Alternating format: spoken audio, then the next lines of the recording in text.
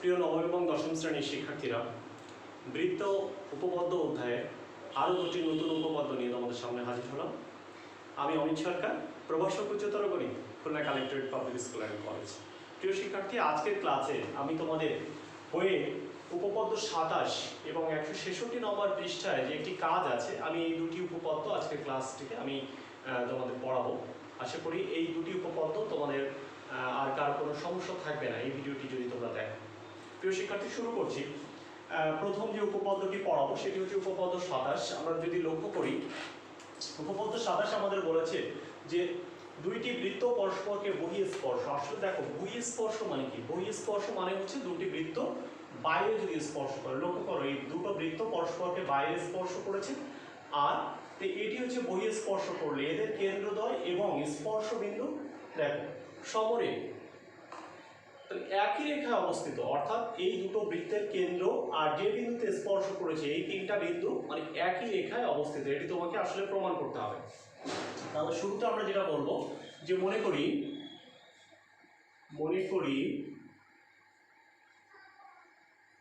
এ ও B কেন্দ্র বিশিষ্ট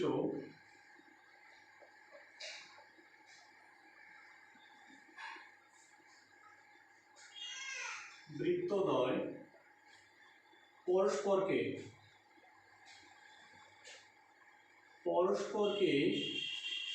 দেখো ও বিন্দুতে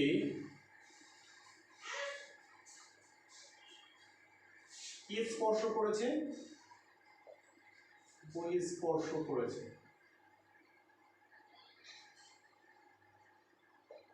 প্রমাণ করতে হবে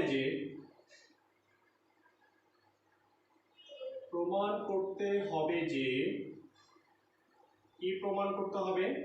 দেখো, এ ও বি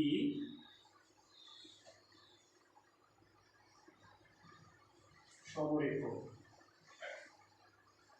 অর্থাৎ এটি তোমাকে প্রমাণ করতে হবে। বা এ ও বি বিন্দু তিনটিও তোমরা লিখতে পারো, এখান থেকে চাইলে লিখতে পারো বিন্দু তিনটি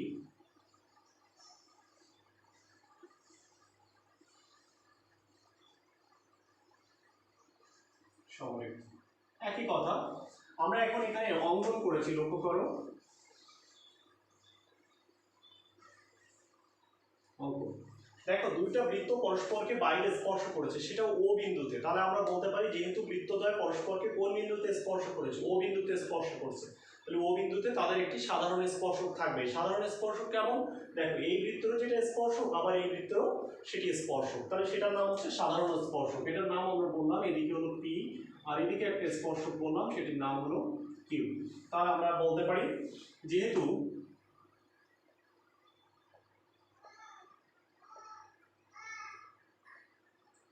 বৃত্ত দুইটি পরস্পরকে ও বিন্দুতে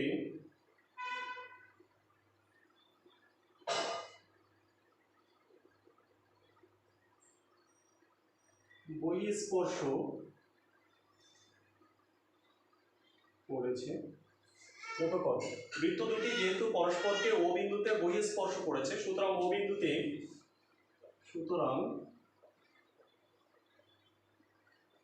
ও বিন্দুতে তাদের একটি সাধারণ স্পর্শ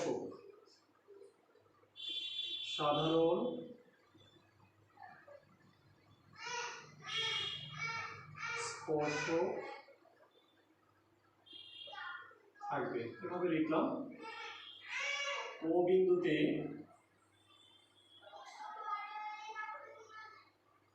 সাধারণ স্পর্শ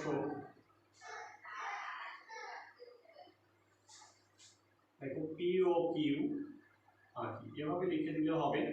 বা উপরে এত বড় অঙ্কন কিছু না লিখে শুধুমাত্র ও বিন্দুতে উভয় বৃত্তের সাধারণ স্পর্শ পি ও কিউ আঁকি, এই কথাটুকু লিখলেও কিন্তু হবে।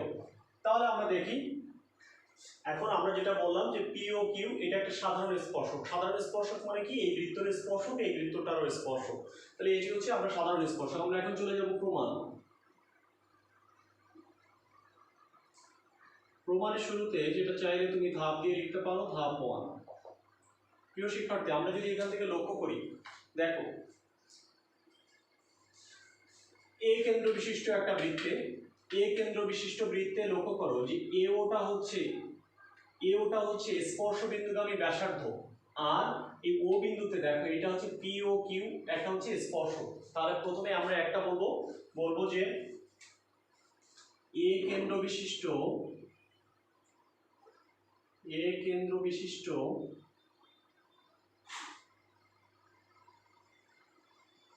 বৃত্তের লক্ষ্য করো এ ও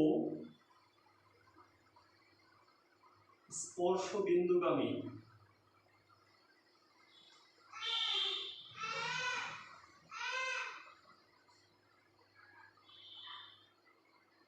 ব্যাসার্ধ,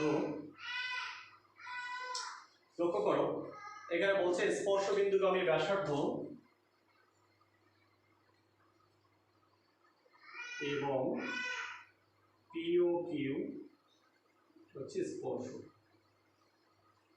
তাহলে লক্ষ্য করি একটা স্পর্শ বিন্দুগামী ব্যাসার্ধ আর ওই বিন্দুতে স্পর্শ।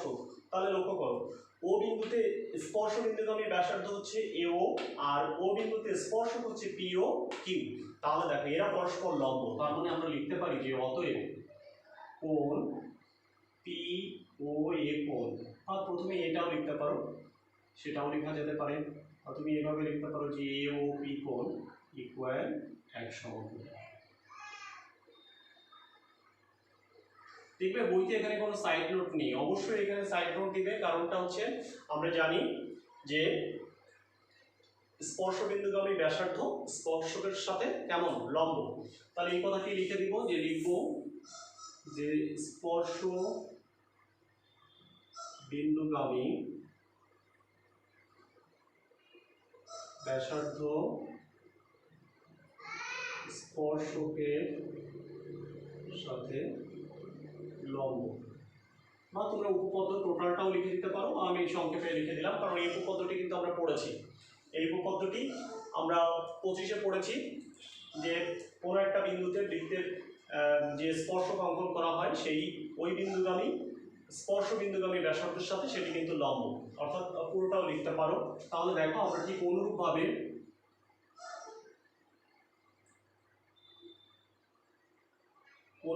আমরা যদি বলি কোণ, ঠিক ডান পাশে যেটি আছে ঠিক একই ঘটনা ঘটেছে, সেটি হচ্ছে বি ও পি কোণ ইকুয়াল হচ্ছে 1 সমকোণ।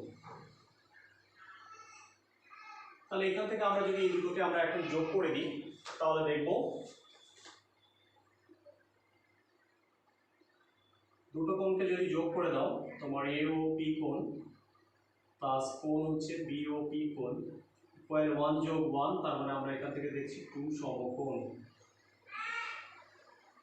যদি 2 সমকোণ হয়ে যায় তাহলে দেখো অর্থাৎ আমাদের এখান থেকে লক্ষ্য করো এ ও পি কোণ যোগ বি ও পি কোণ, এই দুটো কোণকে যোগ করলে টোটালটা একটা সরল কোণ হয়ে যাচ্ছে, সেটাকে আমরা বলতে পারি যে এ ও বি কোণ। তার মানে আমরা এখান থেকে বলতে পারছি কোণ এ ও বি কোণ এটি সমান সমান 2 সমকোণ। লক্ষ্য করো একটা কোণ হয়ে গেল যে এ ও বি কোণ। আদৌ সেই কোণ কোনটি? দেখো এই কোণটা হচ্ছে এরকম, এই টোটাল কোণটা হচ্ছে এ ও বি কোণ। এ ও বি কোণ হচ্ছে 2 সমকোণ। তাহলে আমরা এখান থেকে দেখলাম যে এ ও বি কোণ আসলে 2 সমকোণ। এরপরে আর জাস্ট একটা লাইন আমরা বলতে পারি, তাহলে আমরা এই কোণটি আসলে আর কেউ না, আমরা এর নিচে তাহলে এখান থেকে বলতে পারি যে অতএব কোণ এ ও বি একটি সরল কোণ। কেমন?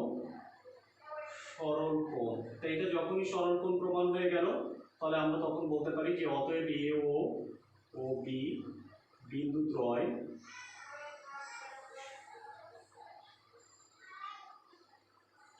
সমরেখা।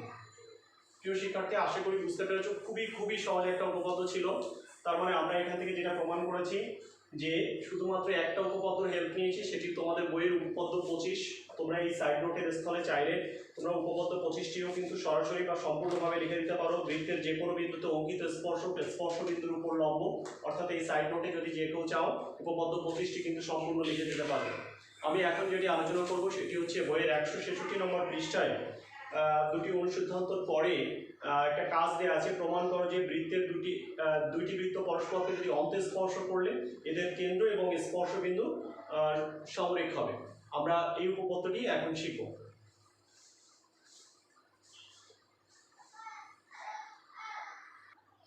প্রিয় শিক্ষার্থী, তোমরা লক্ষ্য করো যে আমি শুধুমাত্র উপরের শিরোনামটি চেঞ্জ করেছি, আসলে আর ছবিটি চেঞ্জ করছি, ভিতরের লেখাটা কিন্তু আমি পরিবর্তন করিনি, কারণ আমার মতে দুটি উপপাদ্য একদম খুবই কাছাকাছি।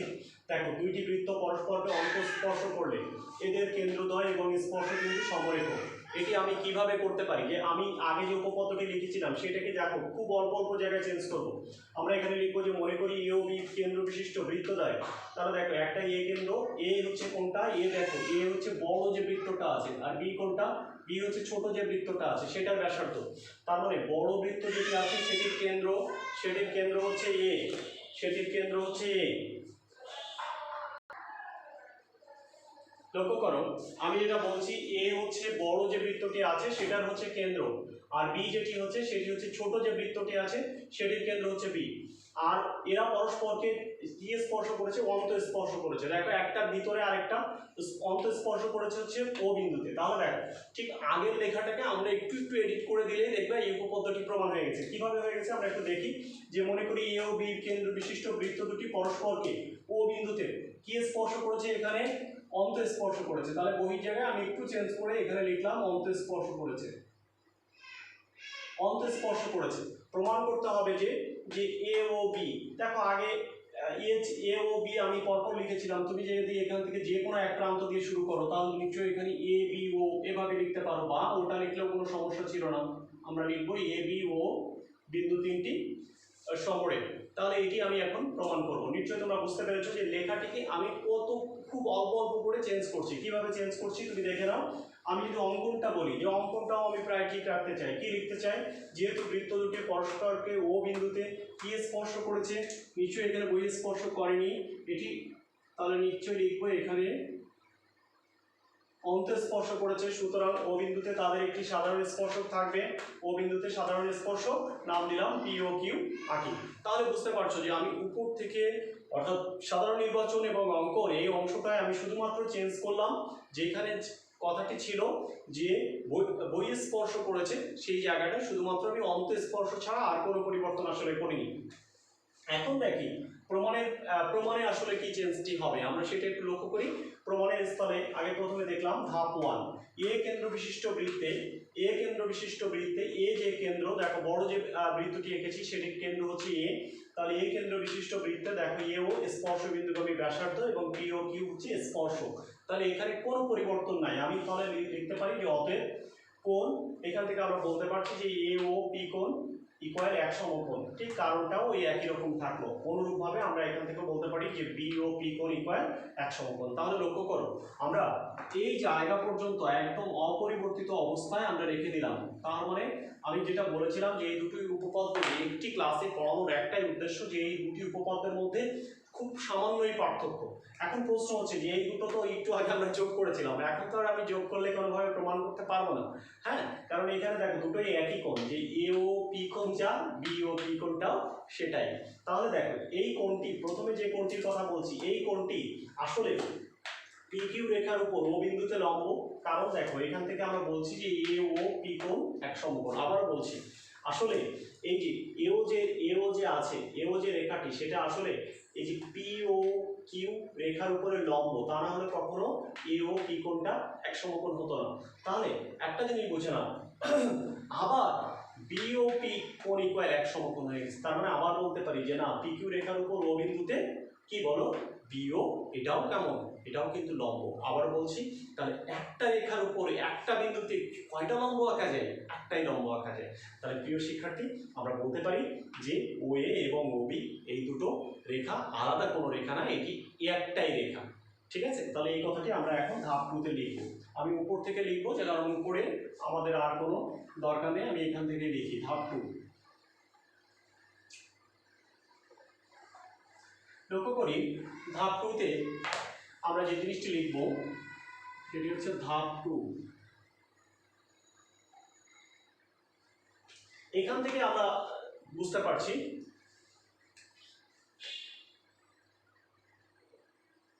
পিও কিউ, আমি স্পর্শক দিয়ে লিখি, স্পর্শকের ও বিন্দুতে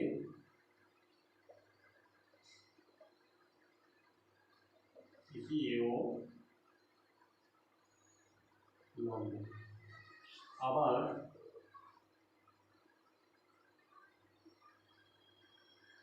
পিও কিউ স্পর্শকের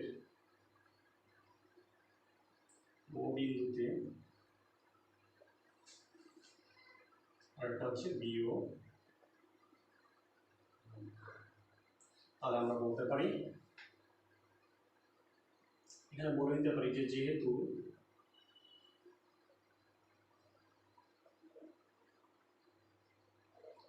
একটি রেখার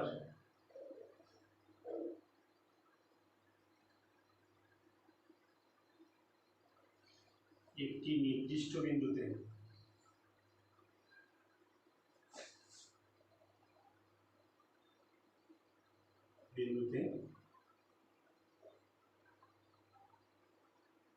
একটি মাত্র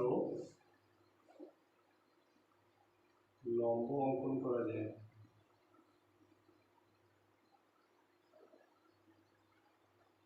অতএব একটা হচ্ছে এও ও বিও একই রেখা নির্দেশ করে, এরা একই রেখা। তার মানে আমরা বলতে পারি বা একই সরলরেখায় অবস্থিত, একই রেখা নির্দেশ করে বা একই সরলরেখায়, তার মানে আমাদের এখান থেকে বলতে পারছি যে অতএব এ বি ও সমরেখা। প্রিয় শিক্ষার্থী, আশা করি তোমাদের উপপাদ্য দুটি খুব ভালো লেগেছে, কারণ আমি একদম দুটো উপপাদ্য ঠিক একইভাবে প্রমাণ করার চেষ্টা করেছি, শুধু সামান্য অর্থাৎ শেষের একটা অংশে অল্প একটু শুধুমাত্র পরিবর্তন করে দিয়েছি। আশা করি এই উপপাদ্য দুটি বুঝেছো। আমি এই উপপাদ্যের অনুশীলনী যেখানে আছে এর পরবর্তী যে অনুশীলনী অর্থাৎ অনুশীলনী 8.4 এর অনুশীলনী থেকেও আমি বেশ কিছু উপপাদ্য আলোচনা করব। সেই সকল উপপাদ্যর ক্লাস দেখার সবাইকে আমন্ত্রণ রইল। আজকের এই পর্যন্তই। তোমরা সবাই ভালো থাকো, সুস্থ থাকো, এই শুভকামনা জানিয়ে আজকের মতো বিদায় নিচ্ছি।